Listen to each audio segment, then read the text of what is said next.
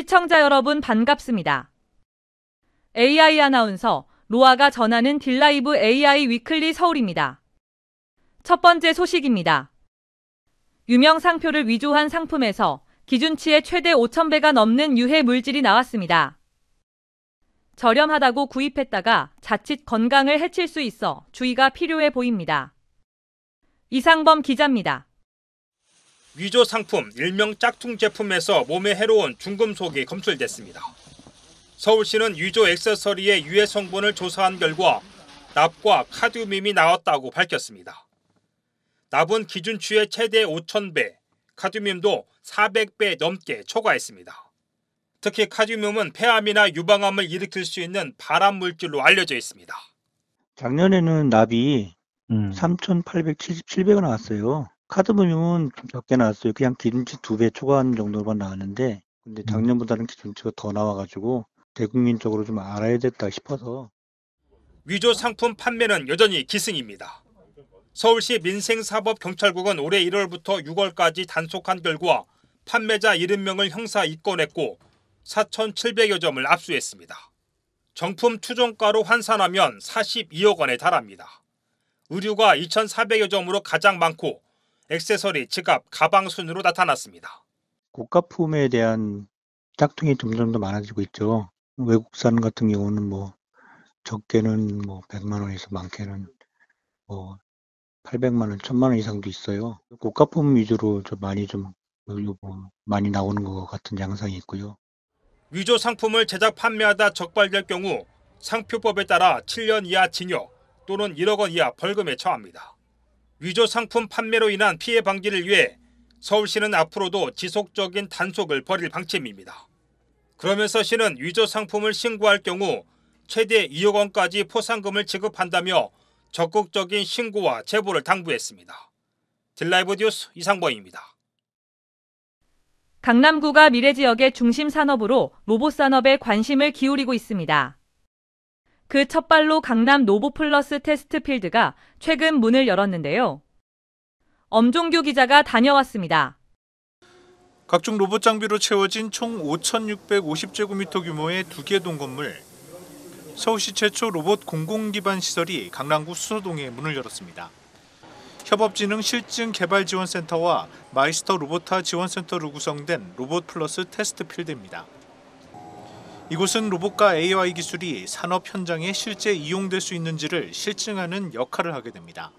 로봇 관련된 기술들을 테스트해 볼 수 있는 어떤 플레이그라운드, AI를 개발하는 기관, 또 로봇을 개발하고 싶은 스타트업 이런 분들이 오셔가지고 여러 가지 장비들을 활용해보고 실제 그분들의 기술들을 현장에서 적용을 해보고 그다음에 기업 이 로봇을 쓰고 싶으신 분들 그 로봇의 성능들을 확인할 수 있는 그런 성능 테스트도 할 수 있는 그리고 나가서 인증도 할 수 있는 그런 기능들과 시설들을 갖추고 있습니다. 강남구가 이곳 시설에 거는 기대는 남다릅니다. 로봇 산업을 지역의 혁신 산업으로 육성하고 있기 때문 테스트 필드 위치로 강남을 로봇 산업의 거점으로 육성하고 또 현재 추진 중인 수서 역세권 로봇 거점 지구 조성에도 가속이 붙을 것으로 기대하고 있습니다.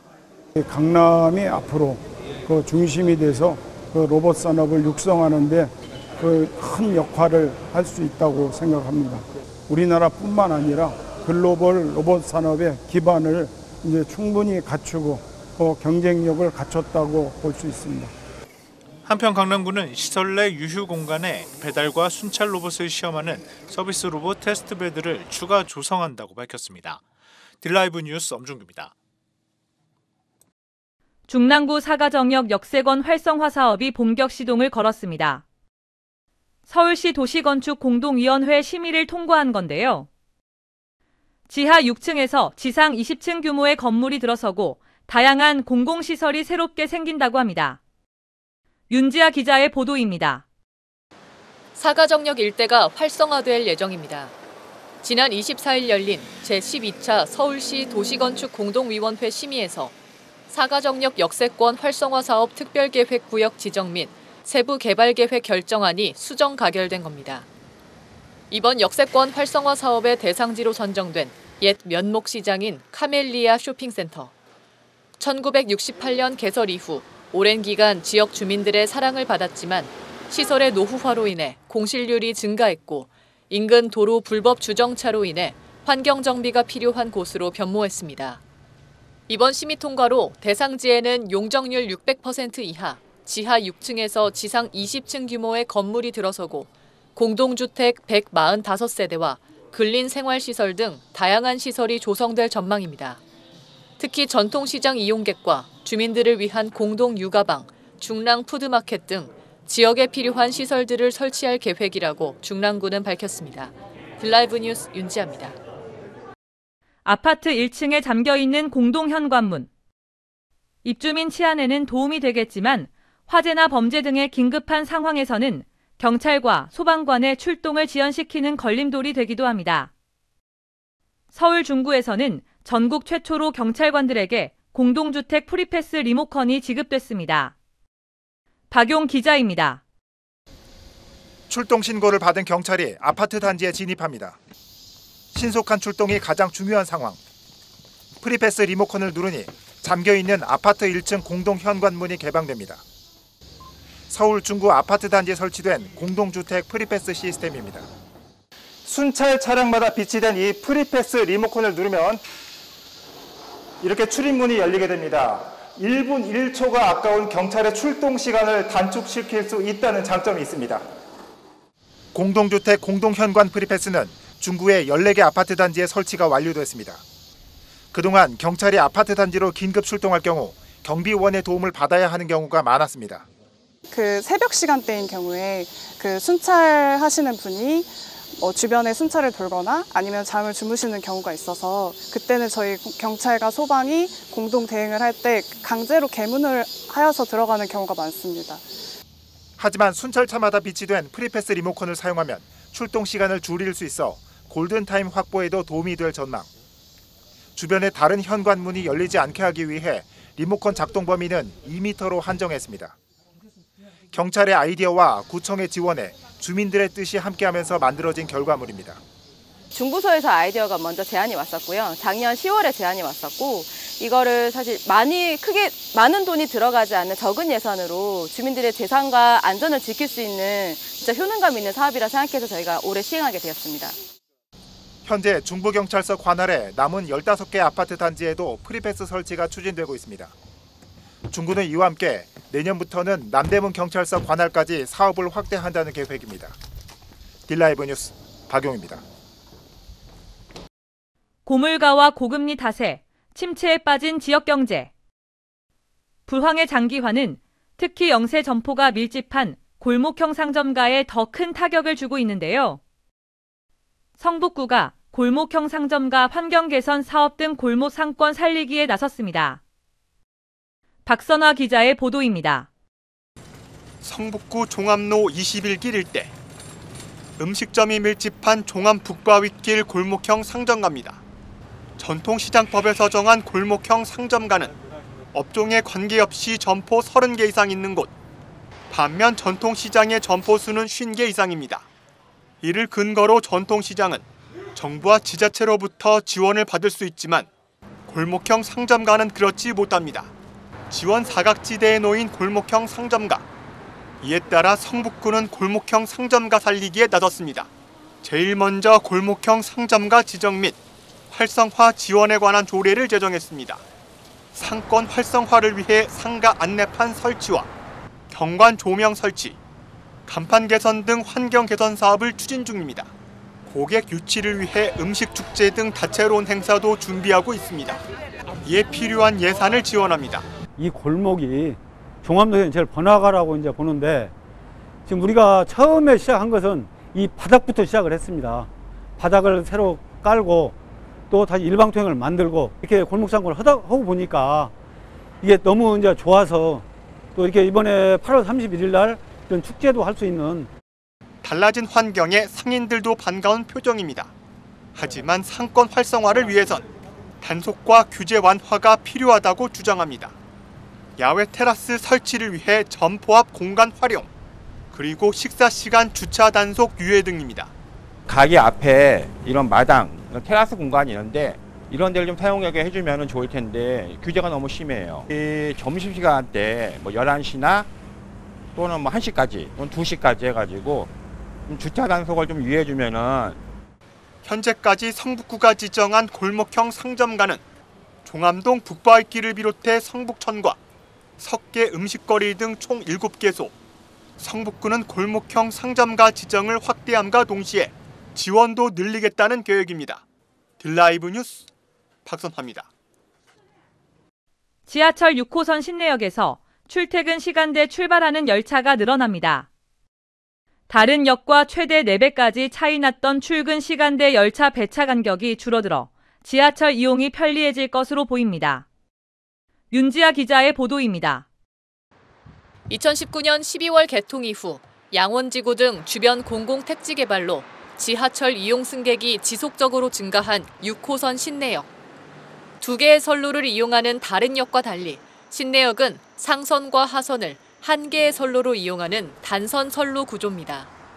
전 역인 봉화산역에서 신내역으로 열차가 진입하기 위해서는 신내역에 대기하고 있던 열차가 먼저 봉화산역으로 진출해야만 열차가 진입할 수 있는 것입니다.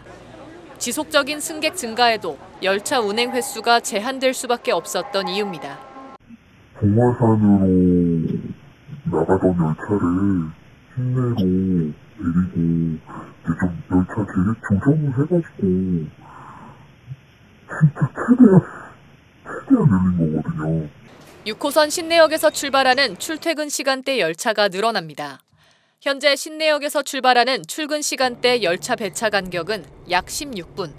같은 6호선 출근 시간대 응암역에서 출발하는 열차의 배차 간격은 4분대로 최대 4배까지 차이가 납니다. 지속적인 민원에 서울교통공사는 출퇴근 시간대 신내역에서 출발하는 열차를 늘리기로 했습니다. 오전 7시부터 9시 사이에는 7회에서 9회, 오후 6시에서 8시 사이에는 6회에서 7회로 총 3회 늘어나는 겁니다. 서울교통공사는 오는 1일부터 증회를 시작할 예정이라고 밝혔습니다. 딜라이브 뉴스 윤지아입니다. 평소 주차 공간이 부족한 신당역 부근에 주차타워 건설이 추진됩니다. 주차 공간 확보가 어려운 중구의 특성이 고려돼 중구에서는 처음으로 추진되는 기계식 공영 주차타워입니다. 박용 기자입니다. 신당역 3번 출구 인근 공영 주차장입니다. 좁은 이면도로와 주변에 밀집한 상가, 그리고 적은 주차면 때문에 평일 오전부터 차량들로 가득합니다. 이곳에 중구에서 처음으로 기계식 주차타워 방식의 공영 주차장이 추진됩니다. 평면식인 현재의 주차장이 26대만 수용할 수 있는 것에 비해 타워식으로 추진하면서 5배가량 많은 128대의 차량을 수용할 수 있게 되는 겁니다. 주차타워와 함께 5층 규모의 근린생활시설도 조성됐는데 중구는 이곳을 주민 커뮤니티 공간으로 활용한다는 계획입니다. 신당역 주변은 다가구 주택 밀집 지역으로 많은 주민들이 거주하고 있습니다. 여기에 신중앙시장과 황학시장 등 5곳의 전통시장도 주변에 위치했고 최근 젊은 층의 유입도 늘어 만성적인 주차난을 보이고 있습니다. 주차 면적 확보가 어려운 중구는 그동안 관내 대학이나 기관들과의 공유 주차 형식으로 주차장 확보를 추진해왔습니다. 신당역 공영 주차타워는 내년 6월 착공해 1년 후인 2026년 5월 준공 예정입니다. 딜라이브 뉴스 박용입니다. 딜라이브가 시내 전통시장과 함께 지역경제 활성화를 위한 이벤트를 진행합니다. 시장 활성화에 참여하는 전통시장은 중랑동부시장, 마포농수산물시장, 암사종합시장과 금남시장, 통인시장 등 모두 11곳입니다. 전통시장을 찾은 후 네이버 플레이스, 인스타그램, 카카오 스토리 등 개인 SNS에 방문 후기를 업로드하면 모바일 온누리 상품권을 받을 수 있습니다. 한편 수도권 최대 케이블 방송사인 딜라이브는 앞으로도 지역경제 활성화를 위해 시내 전통시장과의 협업을 이어간다는 계획입니다. 다자녀 가구는 학자금 이자를 전액 받을 수 있습니다. 서울시가 하반기 학자금 대출 이자 지원을 실시한다고 밝혔습니다. 대상은 서울 거주 대학생과 휴학생, 5년 이내 졸업생 등 1만 8천 명입니다. 특히 다자녀 가구는 발생이자 전액을 지원합니다. 신청은 9월 10일까지 청년몽땅 정보통에서 가능합니다. 한국정책재단이 소공인 디지털 역량 강화 교육기관으로 선정됐습니다. 이에 따라 재단은 오는 11월까지 5개월간 전국 소공인 2,000명을 대상으로 교육을 실시할 예정입니다. 교육은 스마트 제조 산업 안전과 고도화, 디지털 전환 등입니다. 특히 재단 교육을 이수한 소공인은 정부의 지원 사업에서 가산점을 받을 수 있습니다. 한편 이번 교육은 중소벤처기업부와 소상공인시장진흥공단에서 실시하는 지원 사업입니다. 전기차 화재에 대비해 강남군의 실내 공영주차장에 질식소화포가 배치됐습니다. 강남군은 전기 자동차 등록 증가로 화재 사고 예방을 위한 대책이 필요할 것으로 보고 전기차 충전시설 화재 예방 구축 사업을 진행 중이라고 밝혔습니다. 이를 통해 지역 내 공영주차장 중 옥내 주차장 20개소의 화재 발생 시 차량에 덮어 화재를 초기 진압하는 질식 소화포를 설치하고 3개소의 주차장에는 화재 발생을 감시하는 열화상 카메라를 설치했습니다. 한편 지난해 기준 강남구의 전기차 등록 대수는 누적 1만 3,700세대로 서울시에서 가장 많은 것으로 집계됐습니다. 다음 달 17일부터 유치원과 어린이집, 학교 주변의 금연구역 범위가 30m 이내로 넓어집니다. 국민건강증진법 개정에 따른 것으로 기존 10m 이내였던 금연구역이 30m 이내로 늘어나고 유치원과 어린이집에서 학교가 새롭게 추가됩니다. 금연구역에서 흡연하면 과태료 10만 원이 부과됩니다. 또 학교 출입문을 기준으로 반경 50m 이내인 절대 보호구역 역시 계속해서 금연구역으로 유지됩니다. 이 시간 준비한 소식은 여기까지입니다. 딜라이브 AI 위클리 서울을 마칩니다. 시청해주신 여러분 고맙습니다.